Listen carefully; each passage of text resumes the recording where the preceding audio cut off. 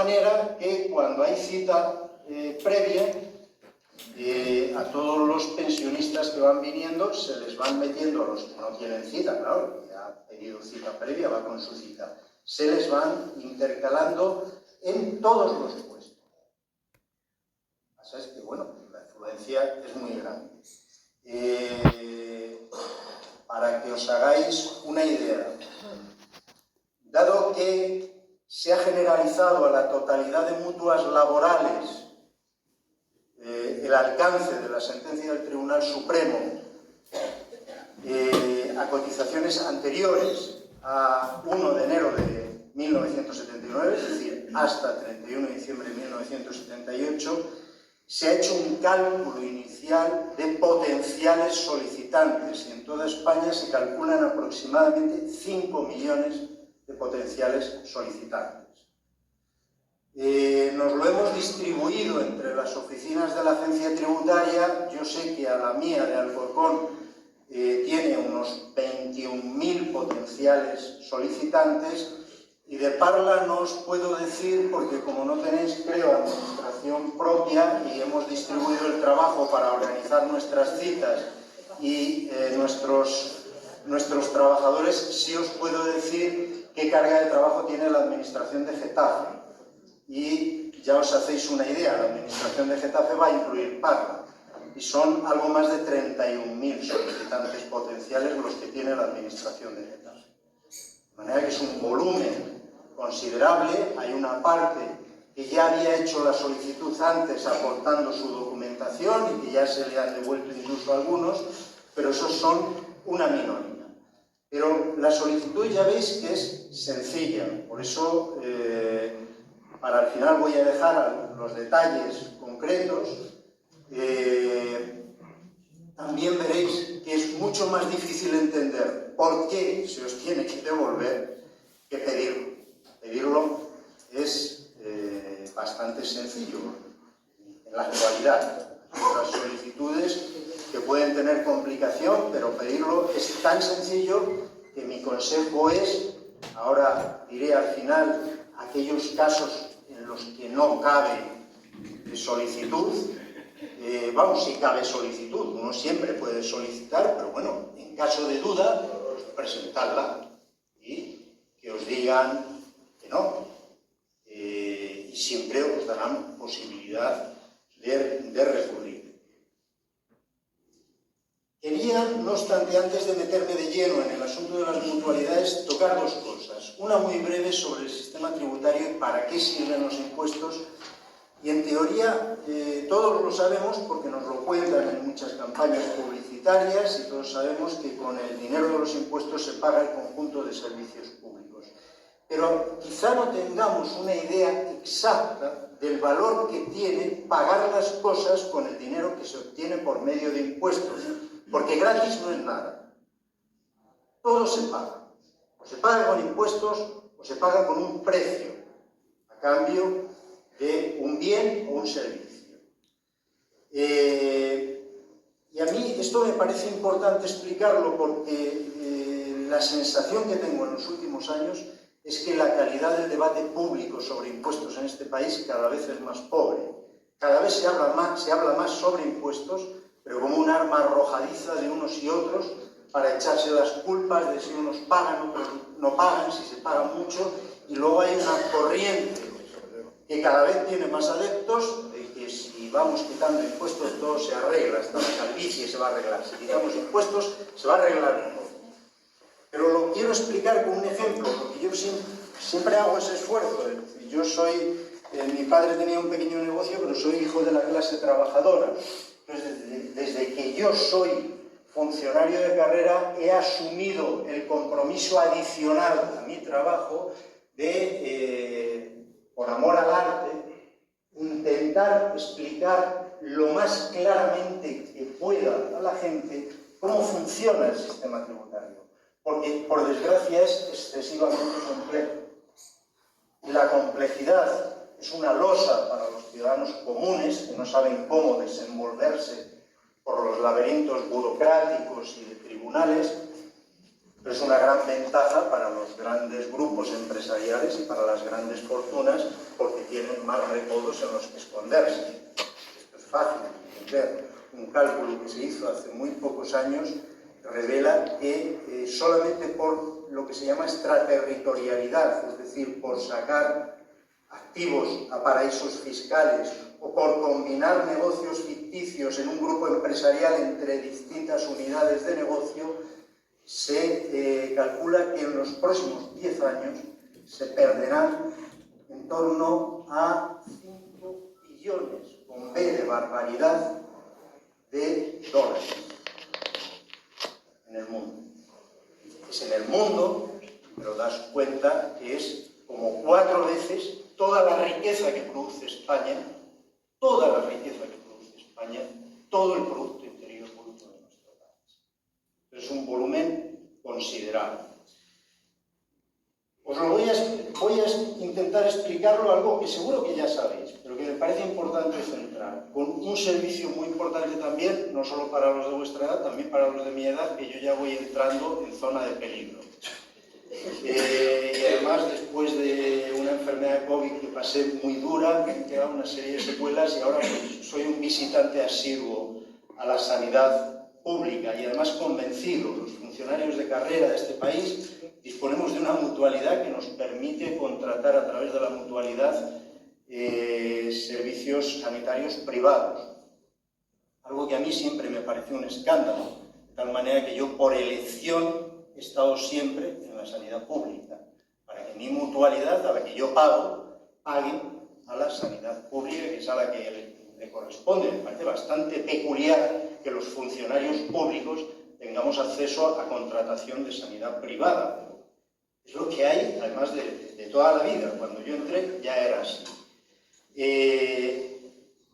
Bien, os pongo solo un ejemplo. La Universidad del País Vasco calculó hace unos años el coste medio de tratamiento de un cáncer. El coste medio.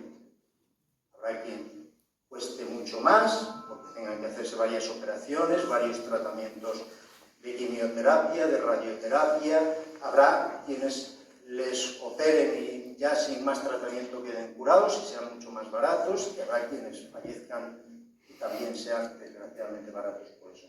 El coste medio es entre 90 y 95.000 euros al año. Ese es el coste medio, del cual algo más de la mitad es estrictamente tratamiento. Ese es el coste medio para que nos hagamos una idea de lo que nos costaría costearnos, pagarnos en la sanidad privada un tratamiento semejante. Y la pregunta es, ¿cómo la sanidad pública puede pagar eso para todo el mundo? Es más, si se organizara bien, cosa que en los últimos años va, como sabéis, pues sois peleones en ese terreno también, va dejando mucho que desear, la sanidad pública sería capaz económicamente de financiar el tratamiento más caro y más avanzado del mundo. ¿Por qué?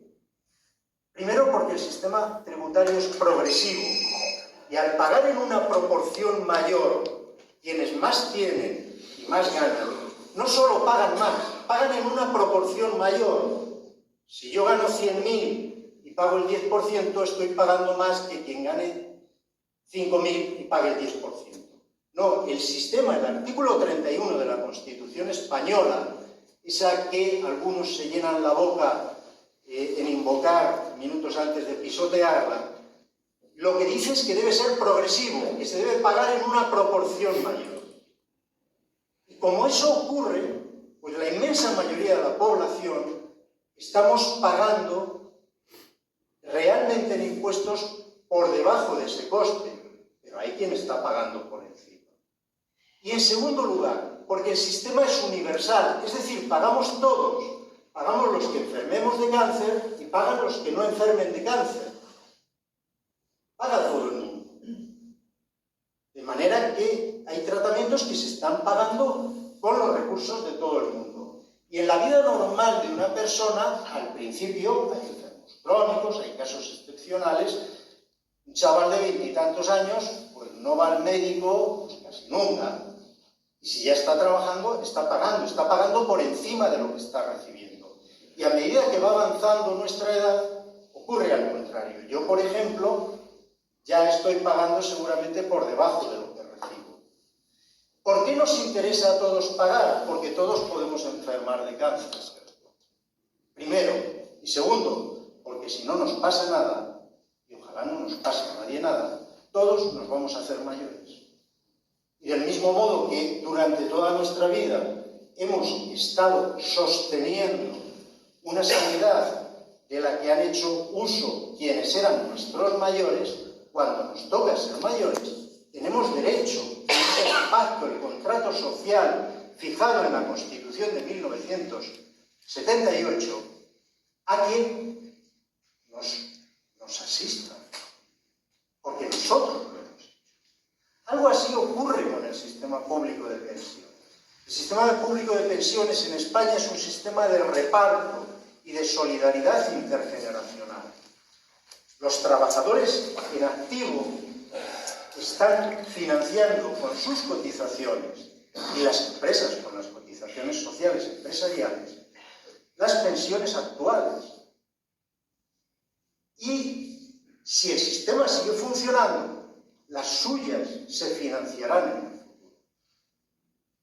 No tenemos cada uno una caja individual donde depositemos el dinero y luego se nos devuelva capitalizado. Eso puede ser un seguro privado de jubilación o puede ser un plan privado de pensiones, puede ser fórmulas de ahorro que podemos utilizar. Pero si ese fuera el sistema general, las pensiones en este país serían 3 o 4 veces más bajas.